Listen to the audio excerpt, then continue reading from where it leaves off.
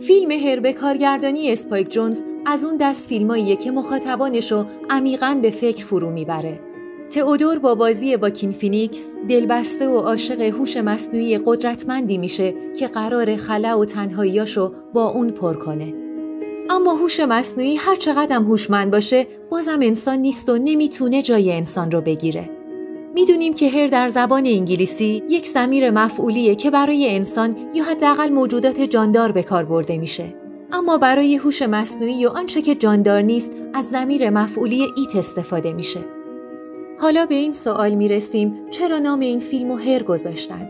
شاید پاسخ این سوالو بشه در پایان فیلم داد، زمانی که تئودور بعد از پشت سر گذاشتن تمام اتفاقات کنار دوست صمیمیش امی میشینه و هر دو به هم پناه میبرند و این قاب زیبا گویای همه چیزه.